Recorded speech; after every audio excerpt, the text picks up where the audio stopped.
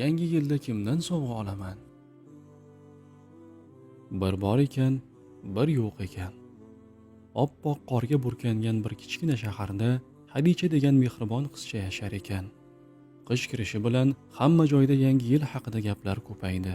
Do'konda archalar, bezaklar, qorbobo rasmlari, hatto uning sinfdoshlaridan ba'zilari shunday deyishardi: "Men qorbobodan mashina so'rayman. Men qorbobodan telefon so'rayman.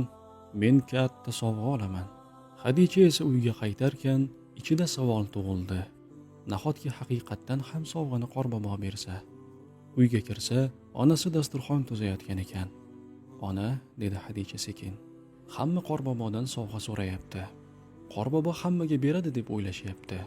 Shunaqami?" Onasi boshini chayqab, mehr bilan dedi: "Yo'q qizim. Insonlarga rizq, ne'mat, sovg'a, shifo, bularning hammasini faqat Alloh beradi. Qorbobo esa odamlar o'ylab topgan ertak qahramoni xolos. Haqiqiy sovg'ani beradigan zot bu Alloh." Hadichaning ko'zlari kattalashdi. Unda nega odamlar qorbobodan so'raydi? Chunki ular shuni to'g'ri deb bilishadi. Ba'zilar esa atrofdagilarga ergashadi. Shuning uchun sen haqiqatni bilishing kerak bolam. Qorbobo emas, Alloh har bir bolaga rizq beradi. Ertasi kuni kechqurun deraza ortida salyutlarning ovozi eshitildi. Pa, pa, pa deb uchib ketdi osmonda rangli yoritqichlar. Hadicha cho'chib ketdi. Onasi unga tushuntirdi. Mana shularning ichida qancha bola qo'rqadi, qancha bolalar jarohatlanadi, qo'llari kuyadi. Bu yomon, zarar. Bizning dinimizda zarar beradigan narsa yo'q. Hadicha derazaga qarab o'ylab qoldi. Demak, yangi yilning o'zi yaxshi emasmi? Onasi jilmaydi. Yangi yilning yomon joyi bu bizning dinimizda yo'q bayramligida. Odamlar o'sha kuni ortiqcha isrof qilishida, qorinlari to'yguncha ovqat yeb, yarmini tashlab yuborishida. Ba'zilari esa faqat bir kunlik quvonch uchun pul sarflaydi. Lekin bizning dinimizda boshqacha. Ihson qilish, muhtojlarga yordam berish, sadaqa berish, qurbonlik qilish, har kuni oxirat uchun savob yig'ish. Mana haqiqiy bayramimiz qanaqa bo'ladi.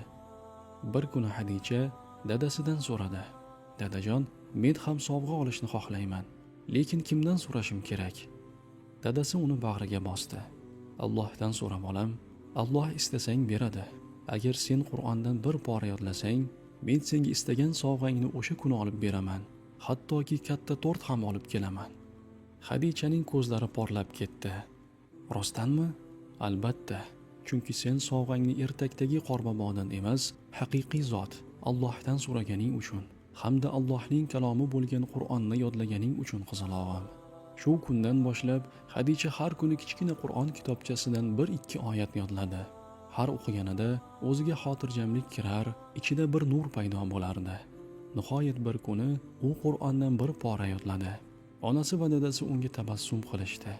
"Mana endi," dedi dadasi, "sening sovg'angni olib beraman. Chunki sen savobli ish qilding.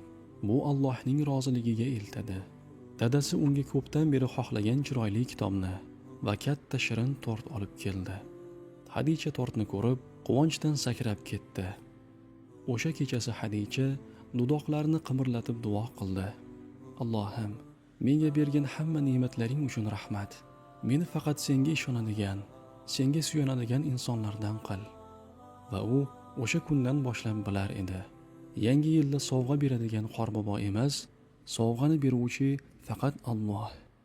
Haqiqiy bayram esa isrofda emas, balki yaxshilik, ihson va Qur'on bilan o'tgan kunda.